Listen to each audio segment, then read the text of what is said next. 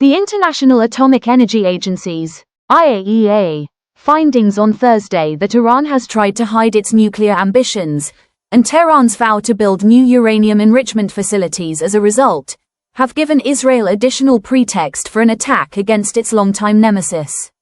Meanwhile, a senior Israel Defense Forces (IDF) source told us that there are credible indications that Israeli operational preparations for a strike on Iran have been completed. At the same time, what could be last-ditch negotiations between the US and Iran are planned for this weekend, and it's clear that maximum pressure is being put on Iran in hopes of a breakthrough. You can catch up with our previous coverage of this situation here. Iran immediately pushed back on the decision by the IAEA Board of Governors to demand it provide answers, without delay, in a long-running investigation into uranium traces found at several locations that Tehran has failed to declare as nuclear sites. The head of the Atomic Energy Organization of Iran, AEOI, Mohammad Eslami, has issued orders to establish a new enrichment center in a secure location, the official Iranian Fars news outlet reported on Thursday. Advanced IR-6 centrifuges will replace the older first-generation centrifuges at the Shahid Dr. Alamohammadi, Fordow, site. Further measures are being planned and will be announced in due course, according to the Atomic Agency and the Foreign Ministry.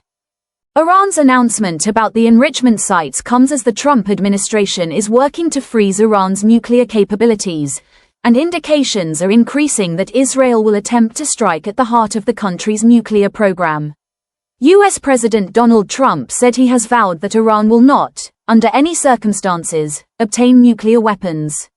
However, he is also trying to keep Israel from an attack that will likely dive the Middle East into unprecedented turmoil and could have wide-ranging global effects on energy prices. The United States has roughly 4 optional tiers of involvement if Israel were to execute strikes on Iran's nuclear facilities, and possibly additional target sets, such as on its military capabilities and long-range weapons development and production capacity. The first would be to do nothing and let Israel go it totally alone. The second is to provide defensive capabilities only, which includes shooting down incoming missiles and drones headed for Israel, as well as supplying it with related intelligence. The third would be to provide limited support directly to Israel's military campaign. This would likely include aerial refueling, a critical capability of which Israel has a very limited capacity to sustain such an operation, as well as reconnaissance and other targeted intelligence products. Search and rescue outside of Iran could also be a capability provided. Finally, the fourth option would be to participate in the kinetic operation itself, leveraging many capabilities Israel does not possess that could prove highly valuable in significantly degrading Iran's nuclear program. I have provided the Secretary of Defense, Pete Hegseth, and the President a wide range of options, U.S. Central Command General Michael Eric Kurilla testified before Congress on Wednesday. The U.S. would likely provide aerial refueling or intelligence sharing, as well as air and missile defenses seen during previous Iranian attacks on Israel in April 2024 and October 2024, in the event of an Israeli strike on Iran, officials told CBS News. U.S. officials have been told Israel is fully ready to launch an operation into Iran, CBS News explained, citing multiple sources. The Trump administration is weighing options to assist Israel without leading the attack, the network posited. A source familiar with the planning told the network the options are unlikely to include direct participation by B-2A Spirit stealth bombers that can carry the 30,000-pound GBU-57B massive ordnance penetrator, MOP, bunker buster bombs that would be the best U.S. option for trying to penetrate Iran's deep underground fortified uranium enrichment facilities at Fordow and Natanz. However, as we have previously noted, it is questionable that even the use of the MOP could achieve the desired effects of destroying these facilities. On the other hand, it would have a much better chance of damaging or at least destroying direct access to these installations for a period of time. Israel currently has nuclear weapons, but it possesses no conventional munitions that can match that capability. Of note, we have discussed in the past the possibility that Israel could use its secretive, conventionally armed Jericho ballistic missile in any fight with Iran. It is also possible that Israel could launch a special operations ground raid against Iran's most hardened nuclear facilities. Earlier this year, we shared vivid details about a mission Israel conducted against an underground Iranian missile facility in Syria that was something of a blueprint for such an operation. As we have stated for years, beyond using nuclear weapons or irradiating these facilities, Israel has limited options when it comes to nullifying them. This is where commando operations could come in, although they would be extremely risky. Though the Pentagon is considering limiting its response, as we reported yesterday, it is preparing for an overwhelming response to prevent Iran from obtaining nuclear weapons. Testifying before the House Armed Services Committee on Thursday, Hegseth declined to offer any specifics in a public forum on what actions the U.S. may take in the region. Israeli Prime Minister Bibi Netanyahu is going to put his country first, and we're going to put our country first, and we're positioned properly in the region to any potential contingency, Hegseth said when pressed on whether the U.S. will be dragged into a conflict should Israel attack Iran. Among those preparations are the diversion of counter-drone capabilities from Ukraine to the Middle East, which you can read more about in our previous coverage here. In past stories, we noted that B-2s were deployed to the remote island of Diego Garcia both to send a message to Iran as well as to attack Houthi targets in Yemen during the recently completed campaign against the rebel group, a U.S. official told the War Zone at the time. That campaign began March 15 with a series of aviation and missile strikes against the Iranian-backed group. You can read more about the deployment of B-2s to the remote Indian Ocean island of Diego Garcia here.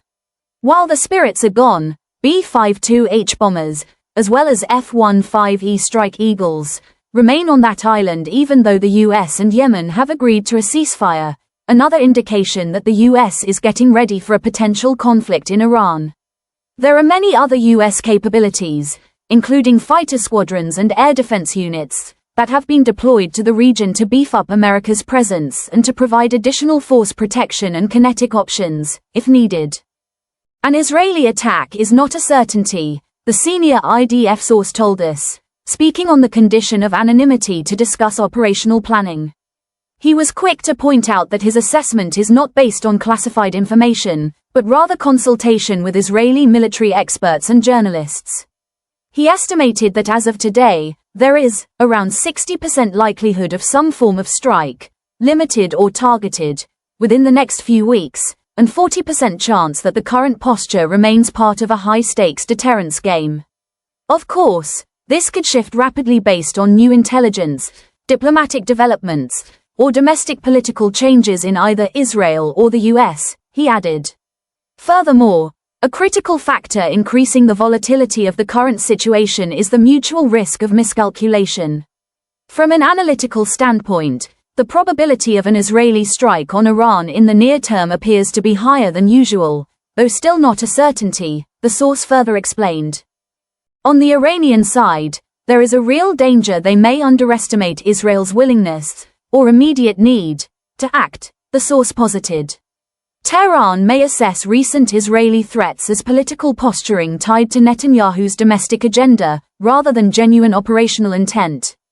If Iranian leadership assumes Israel is bluffing, they may continue advancing nuclear capabilities or escalating proxy activity without fully anticipating the consequences.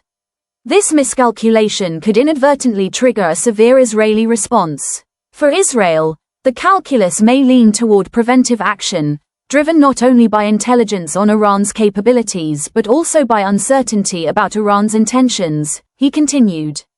If Israeli intelligence identifies what it interprets as preparations for an Iranian strike, either directly or via proxies, Jerusalem might opt for a preemptive strike to disrupt or delay the threat, especially in a fog of war atmosphere where waiting could mean absorbing the first blow.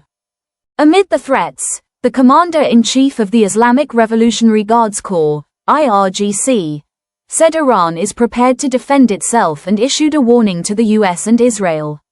The enemy sometimes threatens us with military action, Major General Hossein Salami said during a ceremony in Tehran on Thursday, according to the official IRNA news outlet.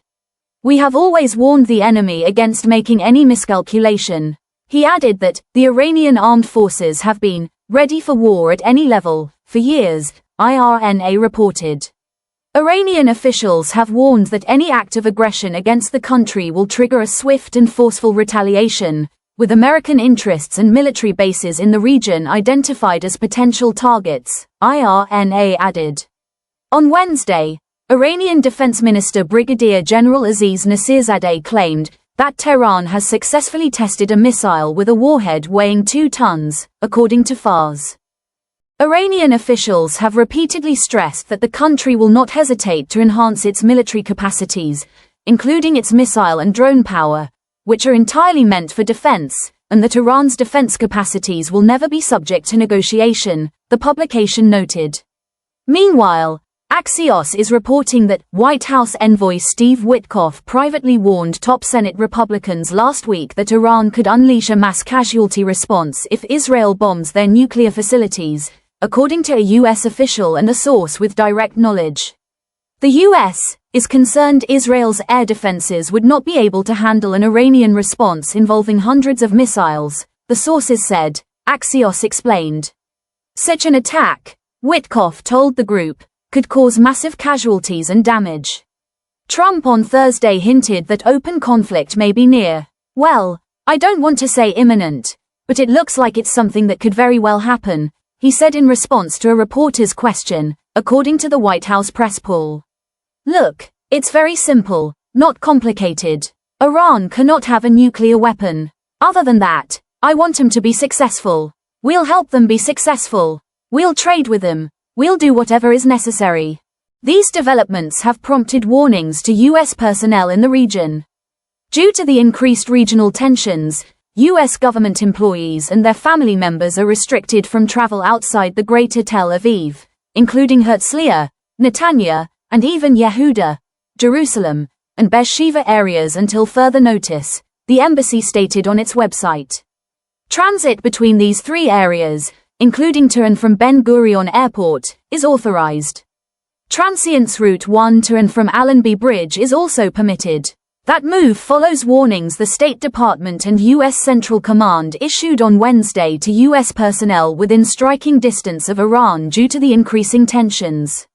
Do not travel to Iraq due to terrorism, kidnapping, armed conflict, civil unrest, and the U.S. government's limited ability to provide emergency services to U.S. citizens in Iraq, the State Department said in a statement. Do not travel to Iraq for any reason.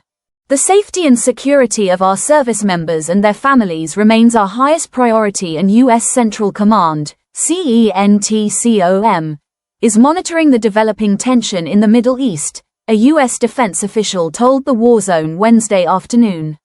Secretary of Defense Pete Hegseth has authorized the voluntary departure of military dependents from locations across the CENTCOM. CENTCOM is working in close coordination with our Department of State counterparts, as well as our allies and partners in the region, to maintain a constant state of readiness to support any number of missions around the world at any time. Speaking to reporters Wednesday night at the Kennedy Center in Washington, Trump explained the warnings to U.S. personnel and civilians in the region. They are being moved out because it could be a dangerous place, the president said. We'll see what happens. They can't have a nuclear weapon, very simple. All this comes ahead of what could be a last-ditch effort to avoid open conflict. On Sunday, talks will take place in Oman between Witkoff and Iranian Foreign Minister Araghchi, the Jerusalem Post reported on Thursday. This will be the 6th round of discussions on the nuclear deal. Western diplomats described this round as decisive, amid the U.S. demand for a complete halt to uranium enrichment and Iran's assertion that enrichment is its natural right, the publication reported. Prior to the talks, Witkoff will meet with Israel's Minister of Strategic Affairs, Ron Dermer, and Mossad chief, David Barnea. Witkoff declared on Wednesday night that Iran must never be allowed to enrich uranium or develop any nuclear threat. And that's it for today's news. Thanks for staying with us to the end. If you found this update helpful, don't forget to like, subscribe, and click the bell icon so you never miss a story that matters.